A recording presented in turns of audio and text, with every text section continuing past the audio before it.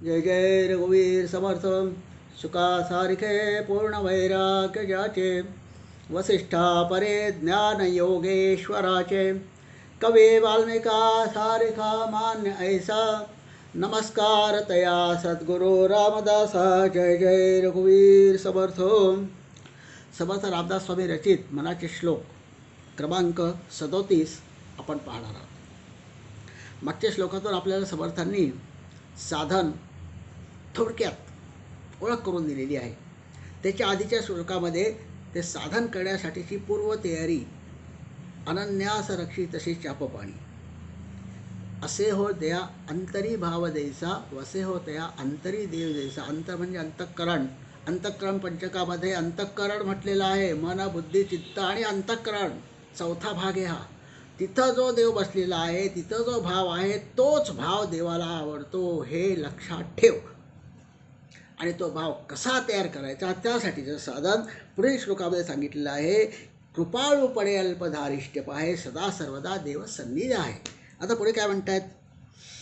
सदा चक्रवाकाशे मार्तंड जैसा उडी घालितो संकटे स्वामी तैसा हरे भक्तीचा घाव गाजे निशाणी नुपेक्षी कदा रामदासाभिमानी श्रीराम. या श्लोकामधून समर्थांनी जे नुपेक्षी कदा रामदासाभिमानी हे चौथा चरण असलेले जे श्लोक रचले आहेत त्याची शेवटचा श्लोक आहे. इथे त्यांनी पुन्हा व्यवहारातील उदाहरण घालून दिले. चक्रवाक नावाचा पक्षी, नर आणि मादी. दिवसा त्याला दिसतं, रात्री दिसत नाही. एका ठिकाणी बसले असता संध्याकाळ होते, काही कारणास्तव त्यातला नर कुठेतरी जातो, अंधार पडतो. अंधार पडला तर दिसत नाही म्हणून तो दुसरे कुठेतरी बसतो दिवस उजाडेपर्यंत. आणि ती मादी आपल्या नराला साथ घालत असते आणि तो नर तिकडून साथ घालत असतो की हा मी आहे, चिंता करू नकोस, मी आहे. ती तिकडून साथ घालते, चिंता करू नकोस, वाट पहा. सदा चक्रवाकासे मार्तंड जैसा उडी घालितो संकटी स्वामी तैसा. तो मार्तंड म्हणजे आकाशात लपलेला, आकाशात मध्ये जो आहे मार्तंड, सूर्य. सकाळ झाली लगेच तो नर उठून आपल्या मादीकडे येतो आणि मादीसुद्धा खुश होते. त्या दोघांचं भेट होते. तसं आम्ही जीव म्हणजेच माया आणि शिव आणि शक्ती यांच्यापासून दूर झालेलो आहोत. आमच्यामध्ये अर्धनारी नटेश्वर आहे. एक चक्रवाक पक्षी नर आहे, दुसरा चक्रवाक पक्षी नारी आहे. या दोघांचं मिलन आतमध्ये आहे हे आम्हाला कळलं पाहिजे. चक्रवाक पक्षाचं उदाहरण कशासाठी दिलं आहे. जीवाचं आणि परब्रह्माचं जे द्वैत आहे ते द्वैत दूर करण्यासाठी चक्रवाक पक्षाचं उदाहरण आहे. उडी घालितो संकटी स्वामी तैसा. इथे सूर्याचा उदय झाला. सूर्य म्हणजे कुठला. ज्ञान सूर्य. प्रभाते मनी राम चिंतित जावा म्हटलंय ना. तो प्रभात, ती प्रभात तुझ्या मनामध्ये उत्पन्न झाली पाहिजे. तेव्हा तो सूर्य, तो ज्ञान सूर्य त्या नराच्या किंवा त्या नारीच्या मनामध्ये उत्पन्न होऊन तिच्या ज्ञान सूर्य प्रगट होतो आणि शिवशक्तींचं मिलन होऊन परब्रह्माकडची वाटचाल सुखरूपपणे सुरू होते. हरिभक्तीचा घाव गाजे निशाणी. निशाणी म्हणजे ढोल, झांजा, वाद्य एक प्रकारचं. विठूचा गजर हरिनामाचा झेंडा रोविला, विठूचा गजर हरिनामाचा झेंडा रोविला. तेव्हा जे वाद्य वाजत असतात ते सगळे निशाणी. त्याचा जो ढोल असतो त्याच्यातून सुद्धा तो आवाज येतो. हरिभक्तीचा घाव गाजे निशाणी. ऐकणाऱ्याच्या मनामध्ये सुद्धा त्याची पावलं हळूहळू हळूहळू त्या तालावरती त्या देवाच्या भजनामध्ये आपल्या शरीराला गुंतवण्यासाठी रंगवून जातात.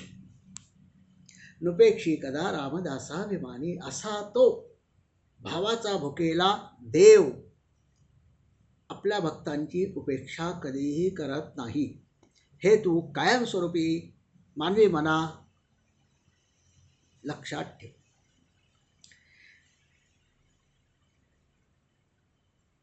यापुढे समर्थ आपल्याला नुपेक्षिकदा रामदासाभिमानी हे जे 13 श्लोक आहेत त्याच्यामध्ये एक महत्त्वाचा उपदेश दिलेला आहे, आणि तो म्हणजे मानवी जीवन जगत असताना प्रत्येक मनुष्याने तो ज्याची अपेक्षा करतो त्याची उपेक्षा त्याने कधी करू नये. ज्याची आशा ठेवतोय त्याच्यात निराशा शोधू नये. मला आशा आहे ना देव मिळेल याची, मग तो का मिळाला नाही हे ते कशाला शोधायचं? नाही द्या ना, मिळेल तेव्हा मिळेल. पण आशा जिवंत आहे तोपर्यंत जीवन आहे. जीवन आहे तोवर श्रद्धा आहे. श्रद्धा आहे तोवर निष्ठा आहे. आणि निष्ठा आहे तोपर्यंत मनामध्ये भाव अनन्यपणे समर्पणाचा असला पाहिजे. हे या 13ही श्लोकांचं नुपेक्षिकदा रामदासाभिमानी हे मर्म आहे. एवढ्या सगळ्या पुराणातल्या कथांचे दाखले देण्याच्या मागे समर्थांचा उद्देश मानवी मनाला हेच सांगण्याचा आहे की हे माणसा, हे मानवी मना, तू कधीही दुसऱ्यांची उपेक्षा करू नको, म्हणजे तुझी उपेक्षा कोणी करणार नाही. आता हे दुसरे कोण? दुसरे म्हणजे समर्थांना अपेक्षा असते. दुसरे म्हणजे जे आपल्याला कधी दिसत नाही पण जे हवेत, त्याची उपेक्षा करू नकोस. तो तुझी उपेक्षा कधीच करणार नाही. अनन्यास चिंतयेन तो बाई ये जनाम परिउपासते तेषां नित्यां वियुक्तानां योगक्षेमं वहाम्यहं. भगवान श्रीकृष्णांनी दिलेलं वचन आहे कृष्ण अवतारामध्ये. तसेच प्रभू रामचंद्राचं पण तेच वचन आहे. प्रत्येक अवतारामध्ये हे वचन दिलेलं आहे भगवंतांनी. अनन्यास रक्षी तसे चापपाणी. एक हत्ती, त्याचा पाय मगरीने धरून ठेवला. अनन्यपणे जेव्हा त्यांनी आपल्या सोंडेमध्ये आता शेवटचा श्वास निघणारे, मला इथून कोणीही सोडू शकत नाही, हे नारायणा तूच मला सोडवणार म्हणून त्या कमळामध्ये जवळपास दिसलेले कमळाचं फूल उचललं आणि शेवटी मी तुला एक कमळ वाहतो रे माझ्या मनातला भाव, आता तुला फक्त एवढंच देण्याचं आहे, बाकी माझा जीव गेला तरी चालेल, तूच तेवढा महत्त्वाचा आहेस. माझा जीव मला आता प्यारा नाही, मला फक्त तू हवा आहेस. हा अनन्य भाव हरिभक्तीचा घाव गाजे निशाणी, उडी घालितो संकटी स्वामी तैसा. अशा प्रकारच्या संकटामध्ये फक्त माणसांना प्रपंचामध्ये असताना त्याची आठवण होत असते.